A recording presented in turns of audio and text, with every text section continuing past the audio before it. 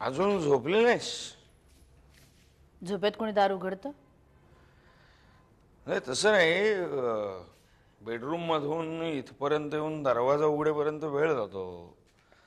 Bell वाजवल्यावर ताबडतोब दरवाजा उघडलास, त्या अर्थी तू जागी होतीस नाही का?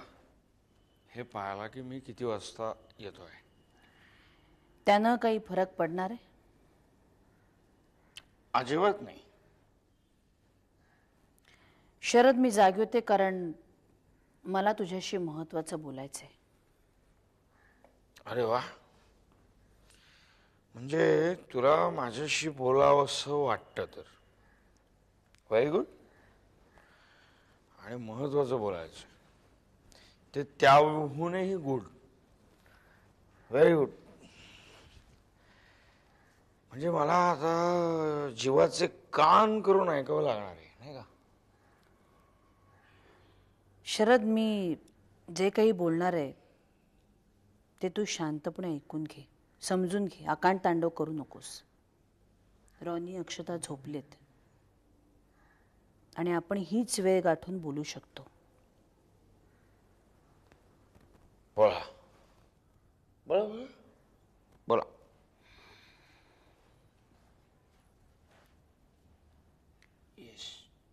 कोण होतं तुझ्या बरोबर? बरीच माणसं होती बारमध्ये, पण तू वेगवेगळ्या टेबलांवर बसली होती. रॉनीला आपल्याकडे येऊन किती दिवस झाले शरद? का?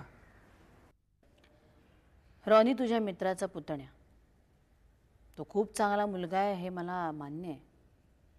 अक्काच्या आजारपणात त्याने आपल्याला खूप मदत केली हेही मला मान्य आहे. पण तरी सुद्धा आपल्या घरातली अगदी खाजगी गोष्ट कुणासमोर बोलायची, कुणासमोर बोलायची नाही, हे तारतम्य आपण नको सांभाळायला? मुद्द्याचं बोल. सदानंदचं प्रकरण त्याला सांगितलंस? हे बघ, मला तुमच्यासारखं दुटप्पी वागता येत नाही. म्हणजे एखाद्याला आपल्या दुःखात सहभागी करून घ्यायचा आणि आपली दुःख मात्र त्याच्यापासून लपवायची, मला नाही समजत. अरे पण त्याला सदानंदबद्दल काहीही माहिती नव्हती. ती का करून दिलीस तू? त्याला नसतं काही सांगितलं असतं, काही बिघडलं असतं? का बोललास त्याच्याकडे तू? का पळून गेलास तू शरद? शरद, ज्या गोष्टी लपवता येतील, झाकता येतील, त्या झाकण्याचा आपण प्रयत्न करायला नको का? काही झाकून राहत नसतं या जगात,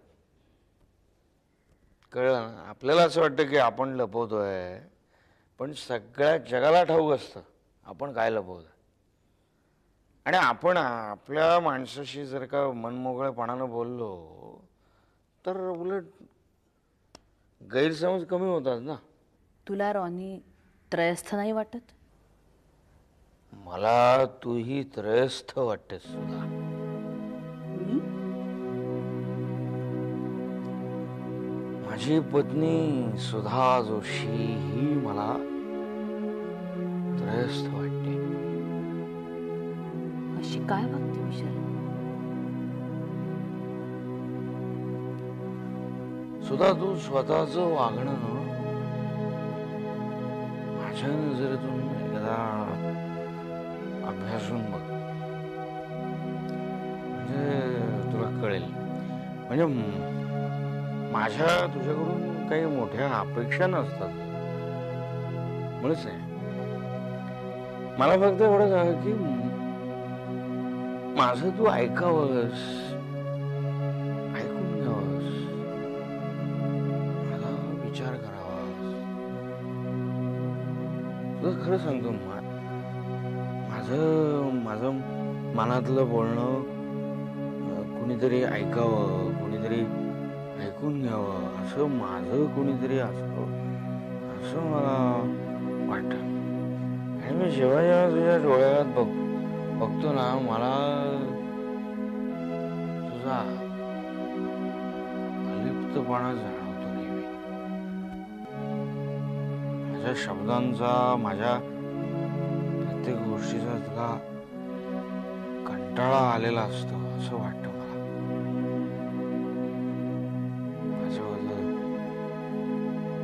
विशंती असे.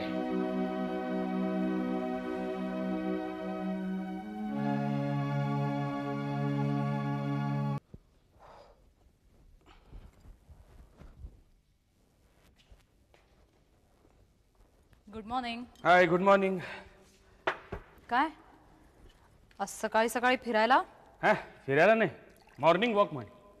मस्त रनिंग जॉगिंग, एकदम फ्रेश वाटतंय.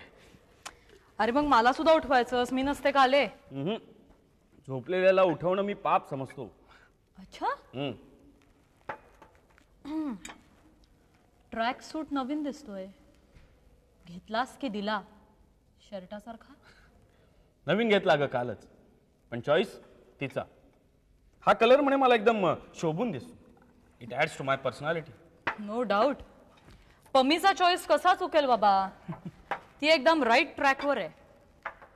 आता बघूया हे फॅड किती दिवस टिकतंय ते. हे फॅड नाही आहे अगं. आमचे मॅनेजर मेंटली आणि फिजिकली फ्रेश राहावेत, फिट राहावेत, यासाठी हा 15 दिवसांचा रिफ्रेशर कोर्स आहे. आता त्यांचा उत्साह वाढावा म्हणून मीही त्यांच्यात जॉईन झालो.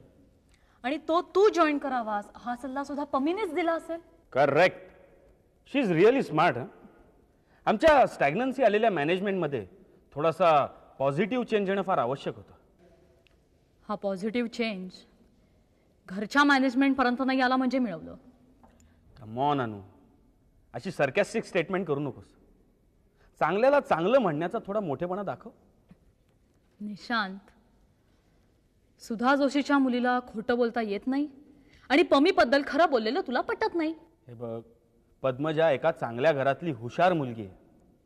ती जरी लहान असली ना तरी मॅच्युअर्ड आहे. तिचे सजेशन्स खरोखरच विचार करण्याजोगे असतात नाही.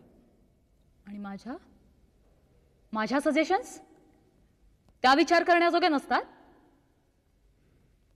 तुमचे लुक्स, अपीरियन्स याविषयी आपण किती वेळा बोललोय, पण छे, बायकोचं काय ऐकायचं. लोक मला माझ्या कपड्यांवरनं नाही तर मला माझ्या परफॉर्मन्सवरनं ओळखतात.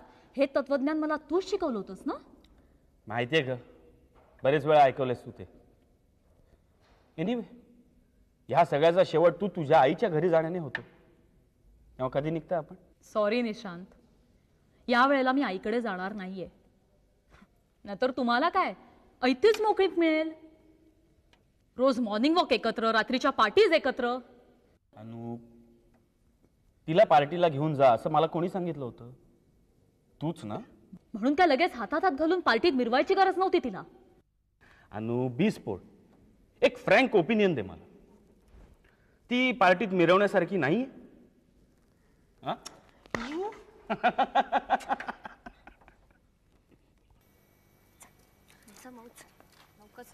प्रत्येक वेळेला काय झालं?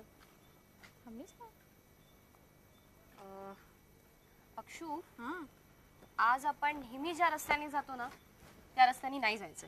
का? आता का मी सांगते म्हणून. मी जर तुला काही सांगितलं ना तर तुझ्या मनामध्ये प्रश्न असतात, शंका असतात आणि डोळ्यात हा असा संशय असतो. बापरे, एक नुसतं एवढं का असं विचारलं तर किती बोललीस. त्याच्यापेक्षा त्या काचं उत्तर दिलं असतंस ना तर बरं झालं असतं. हो ना. मग आपले कान आणि डोळे जरा उघडे ठेवा म्हणजे आपोआप आपल्याला उत्तर मिळेल. आम्हास कोडी सोडवता येत नाही, तेव्हा आपण कृपया आपल्या ज्ञानाने आम्हास सज्ञान करावे आणि आमचे अज्ञान दूर करावे ही विनंती. सांगाल काही? Okay okay. मागे तो मुलगा आहे ना, एकदम वळून बघू नकोस ना, संशय येईल ना त्याला. तू स्ट्राईपचा टी शर्ट घातलाय ना, हां, त्याचं काय? तो आपल्या कॉलेजमधला नाहीये. नसेल, दुसऱ्या कुठल्या तरी कॉलेजमधला असेल. आपल्या कॉलेजमध्ये येत नाहीत का दुसऱ्या कॉलेज? अगं बावळटपणा बस कर ग आता. गेले 2 दिवस आपण जिथे जिथे जातोय ना तिथे तिथे तो घुटमळतोय. योगायोग असेल ग. आपला कोणीतरी कशाला उगीच पाठलाग करेल. आपण काय केलं? अक्षू, हा योगायोग नाहीये. आणि आता नीट लक्ष दे. हे बघ, तू एकटी कुठेही जायचं नाहीयेस आणि गेलीस तर आजूबाजूला बघायचं आहे, स्वतःची काळजी घ्यायची. कळलं? आपण आजकाल काय रहस्य कथा वगैरे वाचता की काय? चला, घरी जाईपर्यंत मी आपली खात्री करून देते. बघा. चला. तू काय ऐकत नाही माझं कधी. चल आता.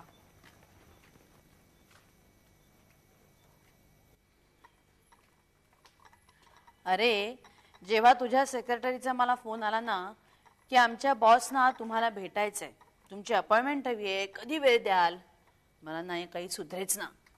कोण बाई हा बॉस, कोण हा सर. मग लक्षात आलं माझ्या. तेव्हा म्हटलं बाई ग, तुझा हा जो बॉस आहे ना हा सगळ्यात आधी माझा विद्यार्थी आहे, तोही लाडका, आणि मग जावई झालाय. सॉरी मॅडम, तुम्हाला या पम्मीमुळे जरा पम्मी कोण? माझी सेक्रेटरी पद्मजा. हा हा, तुमच्याशी फॉर्मल बोलणारी हो. तिचं शॉर्ट अँड स्वीट नाव पम्मी. नुसतं नावच की काय मॅडम तुम्ही पण. नाही रे, कथा कादंबऱ्यातले तपशील आठवतात, तो सिनेमा आठवतो, पती पत्नीवर वो. हो, आमच्याही घरी हा प्रॉब्लेम हळूहळू निर्माण होतोय खरा. पण कळत न कळत तू खत पाणी घालू नकोस म्हणजे झालं. नाही मॅडम, मी तुम्हाला खरंच सांगतो, हे सगळे अनुच्या मनाचे खेळ आहे. ही पम्मी दिसायला कशी आहे? सेक्रेटरी म्हणून उत्तम आहे. म्हणजे माझी पीए असल्यामुळे माझ्या सगळ्या पर्सनल गोष्टी तिला माहिती आहे. शिवाय मी कायम आनंदी आणि उत्साही राहावं म्हणून ती सतत प्रयत्न करत असते. बर, म्हणजे सेक्रेटरी म्हटलं की हल्ली ही कामं येतात वाटतं त्याच्या. तसं नाही मॅडम, पण आता दिवसातला मॅक्सिमम वेळ मी तिच्याबरोबर असतो. त्यामुळे माझ्या आवडीनिवडी, मी कुठे जातो, कुठून येतो, इव्हन माझ्या सगळ्या अपॉइंटमेंट्स, किंवा मी कुठल्या गोष्टीवर कसा रिॲक्ट होतो, हे सगळं तिला माहिती असतं. शिवाय सेक्रेटरी म्हणजे काय हे मी तुम्हाला सांगण्याची काहीच गरज नाही, नाही का? मान्य आहे. पण जेव्हा तू तुझ्या घरी येतोस तेव्हा तू निशांत महाजन असतोस, कुणाचा तरी नवरा असतोस, कुणाचा तरी तू बाप असतोस. तेव्हा तसं वागायला नको तुला. तूही विचार कर, तूही अनुच्या भावनांचा विचार कर. तिच्या समोर सारखं पम्मी आज असं बोलली, पम्मी आज असं वागली, पम्मीने माझ्यासाठी हे केलं, असं जर बोलत राहिलास तर अनुला निश्चितच त्रास होणार, नाही का? बघ तुला पटतंय का मी जे काय बोलते ते? मग कधी येतात तुमच्या मॅडम? कोण? अनुष्का रे. नाही, तुमच्या घरी भांडण झालं ना तुम्हा दोघांचं की ती लगेच इकडे येते, म्हणून विचारलं. नाही, यावेळी ती नाही येणार. का? यावेळेला तिची स्ट्रॅटेजी काहीतरी वेगळी असेल. पण मॅडम तुम्ही जरा तिला समजावा, तिच्याशी बोला. मी घरी गेलो ना की सारखा आपला तो एकच विषय. निशांत, मी माझ्या परीने तिला समजवण्याचा नक्की प्रयत्न करीन. पण मला तरी सध्या यावर एकच उपाय दिसतोय. तुझ्या ऑफिसमध्ये तू तिला तिच्या योग्य असं काम दे. काय मॅडम, म्हणजे त्या दोघी तिकडे भांडणार नाहीत, उलट झाली तर दोघींची मैत्रीच होईल. करून बघायला काय हरकत आहे? अरे सध्या तिचं डोकं रिकाम आहे ना, काही काम नाहीये ना, म्हणून नाही ते विचार येतात. तुला आठवते निशांत, अनुपूर्वी किती छान छान कविता करायची, छान छान लिहायची, किती छान छान वाचायची. आणि आता ते ती काही करत नाही, कारण तिला असं वाटतं की तू तिच्याकडे अजिबात लक्ष देत नाहीस. निशांत, तिच्या संवेदनशील मनाला तू जाग. एक नवरा म्हणून नाही तर एक अतिशय जवळचा मित्र. बघ नक्कीच फरक पडेल.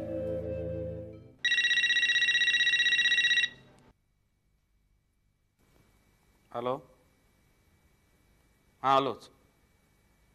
हां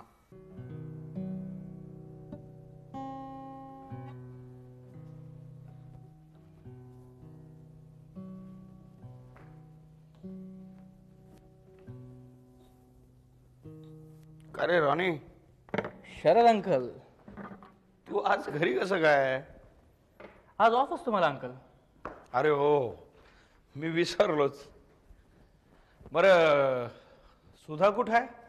शी स्लीपी अंकल. I C.